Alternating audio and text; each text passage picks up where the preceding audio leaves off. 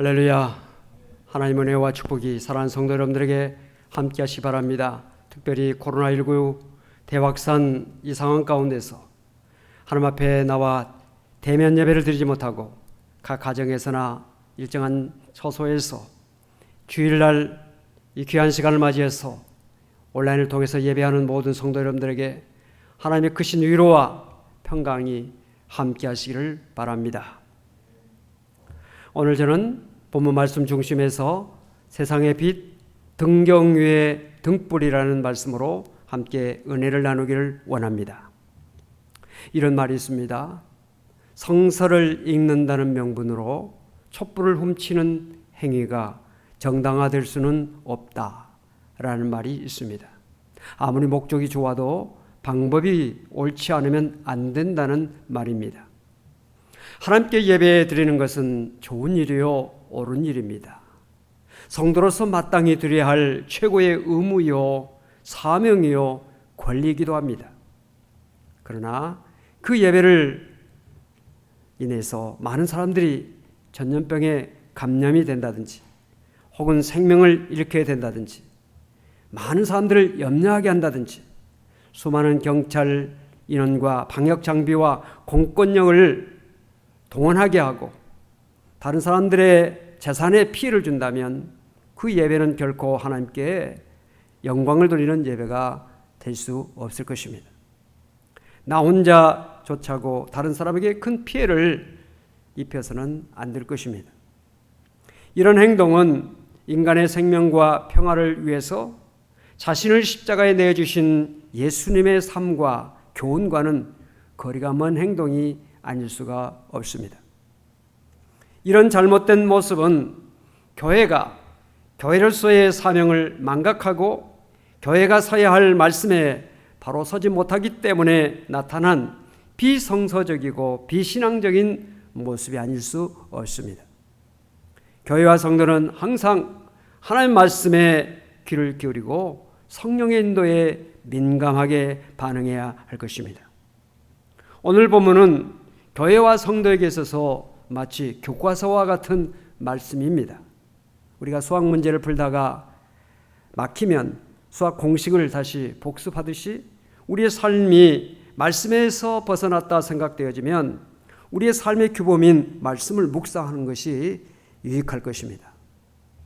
본문 14절 우리 함께 다시 한번 말씀을 읽겠습니다. 너희는 세상의 빛이라 산 위에 있는 동네가 숨겨지지 못할 것이요. 아멘. 네, 너희는 세상의 빛이라 라고 말씀하고 있습니다. 빛을 내는 방법은 두 가지입니다. 하나는 자신이 빛을 내는 방법이 있고 또 하나는 빛을 반사하는 방법입니다. 전자는 자신이 빛을 내는 발광체가 되는 방법이요, 후자는 빛을 반사하는 반사체가 되는 방법입니다. 성경을 보면 세상의 빛이라고 하는 표현이 여러 곳에 나옵니다. 오늘 본문에도 나오고 있고 요한복음 9장이나 요한일서 1장에도 나오고 있습니다. 그런데 본문에 나오고 있는 세상의 빛과 요한복음이나 요한일서에 나오는 세상의 빛은 같은 말이지만 그 대상은 분명히 다릅니다. 즉 본문의 대상은 본문에 말씀하고 있는 세상의 빛이라고 하는 그 대상은 제자들이지만 요한복음이나 요한일서에서의 세상의 빛의 대상은 예수님 또는 하나님이십니다. 요한일서 9장 5절 말씀을 함께 읽겠습니다. 내가 세상에 있는 동안에는 세상의 빛이로라. 아멘. 예수님께서 이 세상에 계시는 동안에는 세상의 빛이라는 말씀이죠. 요한일서 1장 5절 함께 또 말씀을 읽겠습니다. 우리가 그에게서 듣고 너에게 전하는 소식은 이것이니 곧 하나님은 빛이시라 그에게는 어둠이 조금도 없으시다는 것이니라. 아멘. 예, 하나님은 빛이시다라고 말씀하고 있습니다. 그런가 하면 요한복음 1장 9절에는 참빛 곧 세상에 와서 각 사람에게 비치는 빛이 있었다라고 말씀을 하고 있습니다. 즉 하나님만이 또 예수님만이 참 빛이심을 밝혀주고 있습니다. 그렇습니다. 우리 인간은 참 빛이 될 수가 없습니다. 또 참 빛이 아니지요. 예수님 당시 세례 요한이라고 하는 사람이 있었습니다. 성경에 요한이라고 하는 이름이 많기 때문에 구별하기 위해서 세례 요한 또는 마가 요한, 세베대의 아들 요한 등으로 이렇게 구분해서 부릅니다. 세례 요한은 그가 광야에서 세례를 베풀었기 때문에 그 앞에 세례 요한이라고 하는 말을 붙여서 그를 구분하고 있습니다. 그는 마지막 예언자답게 낙타털옷을 입고 허리에 가죽띠를 띠고 메뚜기와 석청을 먹으며 광야에서 금욕적인 생활을 했습니다. 요한복음 기자는 세례 요한에 대해서 요한복음 1장 6절로 8절에서 하나님께로부터 보내심을 받은 사람이 있으니 그의 이름은 요한이라. 그가 증언하러 왔으니 곧 빛에 대하여 증언하고 모든 사람이 자기로 말미암아 믿게 하려 함이라. 그는 이 빛이 아니요 이 빛에 대하여 증언하러 온 자라 라고 소개하고 있습니다. 세례 요한이 예수 그리스도의 오심을 예비하는 위대한 일을 했습니다. 예수님께서 세례 요한을 여자가 낳은 자 중에서 가장 큰 자라, 요한보다 더 큰 자가 없다고 말씀하셨습니다. 그만큼 그는 위대한 사람이었습니다. 그러나 그는 결코 빛이 아니라는 것입니다. 우리 인간은 빛이 아닙니다. 빛을 반사할 뿐인 것입니다. 인간은 빛은 아니지만 빛을 반사할 때 비로소 세상의 빛이 될 수가 있는 것입니다. 우리가 빛을 내려면 빛을 향해서 우리의 마음, 우리의 삶이 열려져야 합니다. 그래서 예수 그리스도의 빛, 하나님의 빛을 받아야 합니다. 그래야 빛을 반사할 수가 있는 것입니다. 언젠가 여행 중에 해바라기 밭을 본 적이 있습니다. 수천 평의 땅에 해바라기가 가득 서 있는 장관을 이루고 있었습니다. 마치 수많은 군인들이 도열에 서 있는 것 같았습니다. 그런데 더 장관인 것은 그 많은 해바라기들이 모두 다 한 방향으로 보고 있다는 사실입니다. 그 방향은 바로 해 방향이었습니다. 해바라기들이 모두 그의 얼굴을 해 쪽으로 방향을 돌리고 있었습니다. 너무나 아름답고 장엄하고 거룩한 모습이기도 했습니다. 우리 그리스도인들이 믿음의 주요 온전케 하신 이인 예수님만 온전히 바라본다면 정말 아름다운 모습이요, 장엄한 모습이요, 거룩한 모습이라 할 수 있을 것입니다. 예수님을 향한 시선이 흐트러지지 않고 예수님만 온전히 바라고 따르는 사람은 사람을 살리는 생명의 빛을 비출 수 있는 것입니다.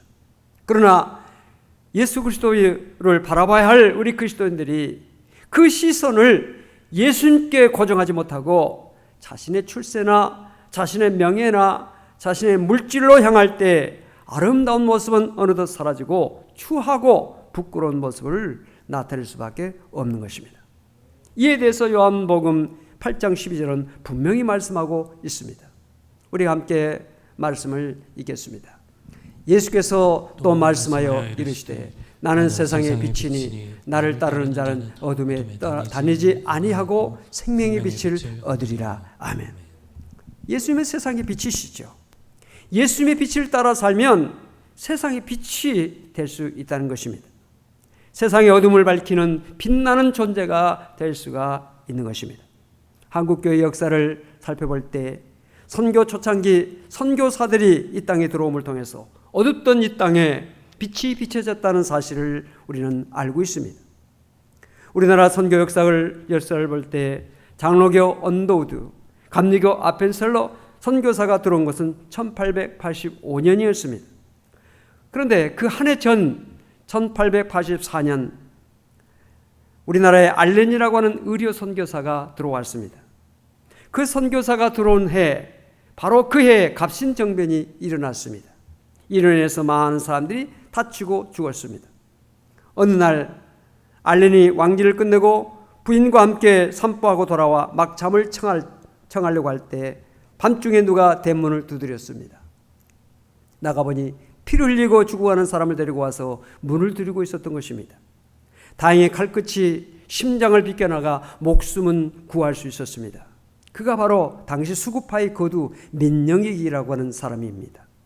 이 우연한 일로 알레는 고종 황제와 조정의 신임을 받게 되었습니다.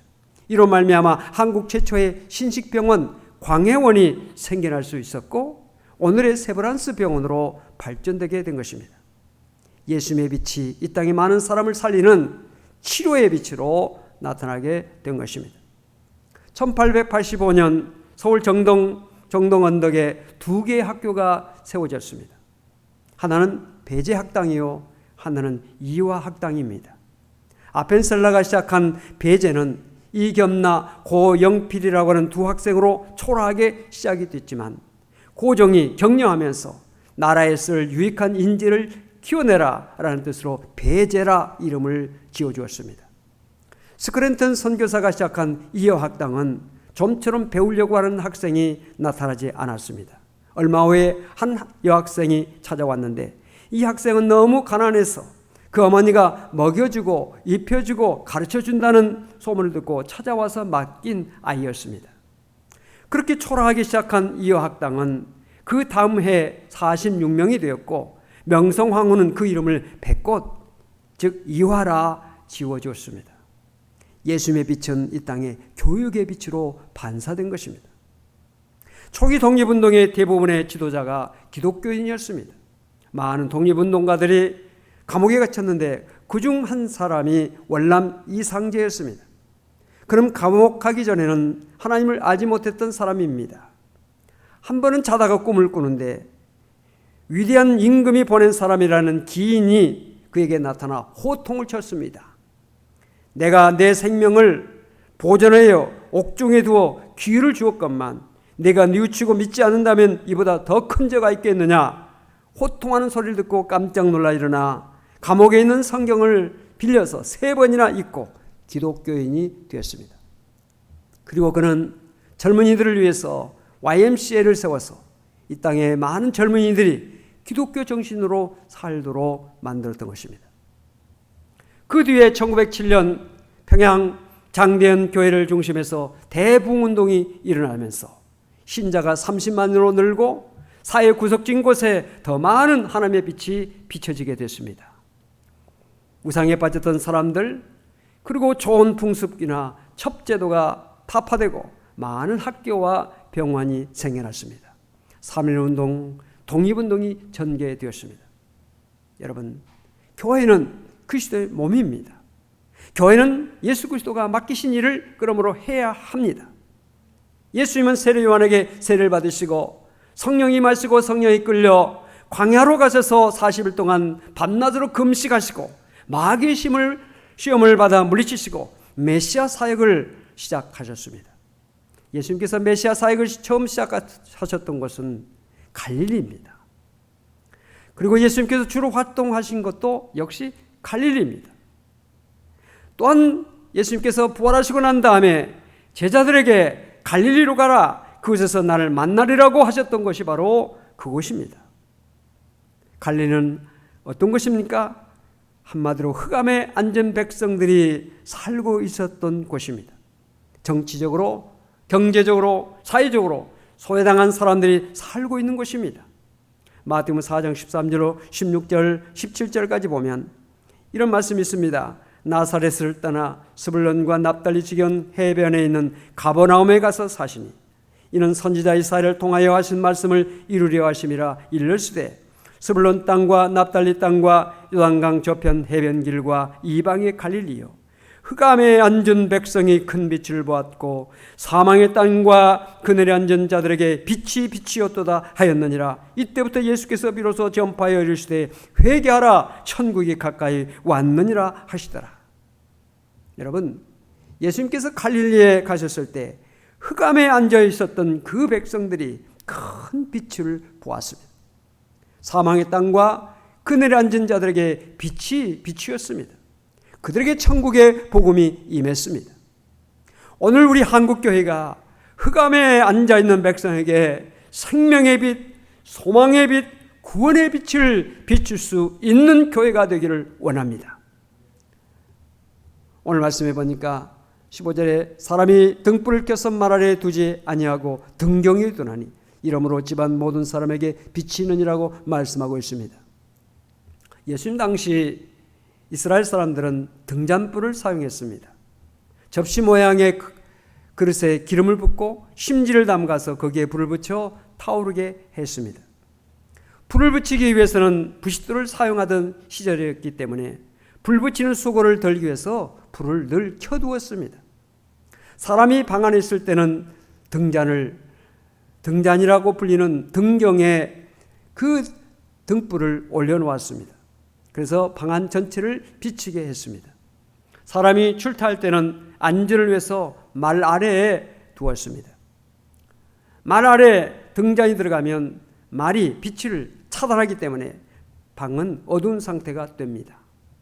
오늘 한국교회의 문제는 바로 여기에 있습니다. 등경을 등잔 위에 두지 않고 말 아래에 두고 있기 때문에 문제가 온 것입니다. 세상을 위한 빛이 아니라 말 아래, 즉 자신이나 교회 안에만 만족하고 있다는 것입니다. 세상 사람들이 뭘 하든지 나만 좋다면 된다는 생각을 하고 있습니다. 하나님과 이웃을 고려하지 않고 오직 자기의 만족만 추구하려고 하는 생각을 가진 사람들이 오늘날 그리스도인들 가운데 존재하고 있는 것입니다. 코로나 대확산의 위기 속에서 방역당국의 경고를 무시하고 지방에서부터 차량을 동원하여 먼 길을 와서 불편한 곳에서 숙박을 하면서 집회에 참석하는 열심은 세상 사람을 위한 것이 아니라 자기 만족을 위한 열심이라는 데 문제가 있습니다. 성도가 하나님의 은혜로 구원은 받았지만 그리스도의 빛을 전혀 나타내지 않는다면 마치 말 아래에 등불을 놓아두는 것과 다를 바가 없는 것입니다. 여러분, 교회는 그리스도의 몸입니다. 만일 교회가 자신을 배불리하고 자신을 살찌우고 자신을 키우는 것이 목적이라면 그 교회는 더 이상 예수 그리스도의 교회라 할 수가 없을 것입니다. 교회는 예수 그리스도의 몸으로서 세상을 구원하고 세상에 생명과 빛을 주는 유익한 존재가 되어야 합니다. 세상에 꼭 있어야 할 존재가 되어야 합니다. 세상을 위하지 않고 자신만 위하는 교회는 이미 교회로서의 모습을 잃어버린 교회라 아니할 수가 없습니다. 여러분, 어두울 때일수록 빛이 필요합니다. 그리스도인들은 산 위의 동네라고 말했습니다. 숨겨질 수 없다는 것입니다.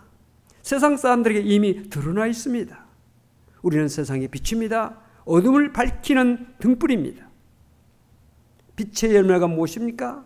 빛의 자녀로서의 삶의 모습이 무엇입니까? 모든 착함과 의로움과 진실함이 있다라고 말씀하고 있습니다. 착한 행실, 모범적인 신임인식, 이웃을 배려하며 도움을 주며 불쌍히 여기며 어려운 사람들의 친구가 되어주는 그 모습이 주님께서 원하시는 오늘 교회와 우리 성도들의 모습이 아니겠습니까? 그럴 때 복음 전파의 기회가 열리게 되는 것입니다. 우리 모두 세상의 빛, 그리고 등경의 등불이 되기 위해서 참빛으로 오신 예수 그리스도를 바라보는 영적 시선을 바로 해야 할 것입니다. 우리는 결코 만일은 소금, 꺼져버린 등불 같은 교회와 성도가 되지 않기 위해서 오직 우리는 빛의 근원 되신 예수님을 바라보며 그의 말씀에 귀를 기울이고 그 말씀대로 살기에 힘써야 할 것입니다. 우리 자신을 더욱더 처복종시켜야 할 것입니다. 사랑하는 성도 여러분, 하나님께서 오늘 우리를 세우실 때는 하나님의 영광의 도구로 쓰시기 위해서 세워주셨습니다. 오늘 성경은 분명하게 우리에게 말씀하고 있습니다. 너희는 세상의 빛이라, 등경의 등불이라 말씀하고 계십니다. 이 말씀에 순종하며 살기에 힘쓰는 우리 한국교회 또 우리 모든 성도가 되어지기를 바랍니다. 기도하시겠습니다. 하나님 아버지, 너무나 이 사회가 어둡고 여러 가지로 힘든 상황 속에 우리가 처해 있습니다. 인간의 노력으로 아무리 해도 힘든 일들이, 우리가 해결할 수 없는 문제들이 우리 앞에 산적해 있습니다. 오늘 우리 그리스도인들이 세상의 빛이 되어야 되고 소금이 되어야 되며 등경의 등불이 되어서 많은 사람들을 비춰야 되는데 우리의 맛을 잃고 우리의 등불이 꺼져 있는지 우리 자신을 살펴볼 때 너무나 안타까운 마음을 금할 수가 없습니다. 주여, 저들에게 믿음을 더해 주시되 성령의 은혜를 주셔서 진리 가운데 바로 서게 하시고 하나님 말씀의 본인의 뜻을 우리가 깨닫고 그 말씀 가운데 거하는 우리 모두가 될 수 있도록 도와주시옵시기를 간절히 바라고 원합니다. 주님이 이 세상을 구원하러 오셨듯이 오늘날 주님의 몸된 교회가 세상을 구원하고 세상에 소망을 주고 세상에 빛을 비춰주고 소망의 그리고 구원의 빛을 만방에 나타내야 되는데 우리의 빛이 너무나 흐려져 있지 않는지 우리 자신을 살펴볼 때 너무나 부끄러울 때가 많이 있습니다. 교회 머리가 되신 주님, 우리 한 사람 한 사람을 더욱더 성령으로 강건하게 해주시고 붙들으셔서 이 시대 속에서 그리스도의 빛을 나타내는 저희들 될 수 있도록 저희 한 사람 한 사람을 온전히 붙들어 주시고 인도하여 주시옵소서. 우리 자신을 겸허히 내려놓게 하시고 더욱더 우리 자신을 처복종시켜서 주님의 말씀에 온전히 순종하며 그 말씀에 따라 살기에 힘쓰는 저희 모두가 될 수 있도록 함께 해주시기를 간절히 바라고 원합니다. 우리의 부끄러운 모습 주님 살펴주시고 우리의 교만을 낮춰주시고 겸손하게 하시고 겸허히 하나님과 역사 앞에서 바로 서는 우리 한국교회 또 우리 모두가 될 수 있도록 함께하여 주시옵소서.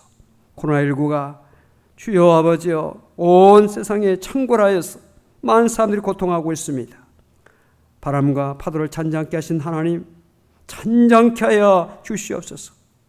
주여 불쌍히 여시고 긍휼히 여시소서.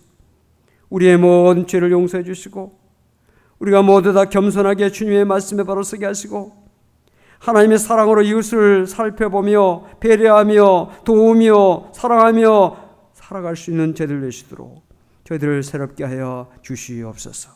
주님, 이를 위해서 수고하는 모든 방역당국 담당자들, 의료진들 다 축복해 주셔서 지혜를 주시고 다 강건함을 붙들어 주시고 하나님께서 주신 능력으로 모든 것들을 감당할 수 있도록 도와주시옵시기를 간절히 바라고 원합니다. 우리 사랑하는 성도들 하나님 앞에 참으로 나오지 못하고 비대면으로 예배를 드리고 있습니다. 영상을 통해서 예배하는 모든 성도들 신령과 진정으로 예배하는 그들의 예배를 다 받아주시고 하늘의 복과 땅의 복으로 허락하셔서 영육간에 강건하게 하여 주시고 하나님께서 오른손으로 붙잡아 주셔서 가정, 사업장, 직장 모든 삶의 자리에 은혜 주셔서 어려움이 없도록 도와주시옵시고 합력하여 선을 이루는 하나님의 놀라운 능력과 축복으로 함께하여 주시옵소서. 이 시간 하나님 앞에 귀한 예물을 드렸습니다.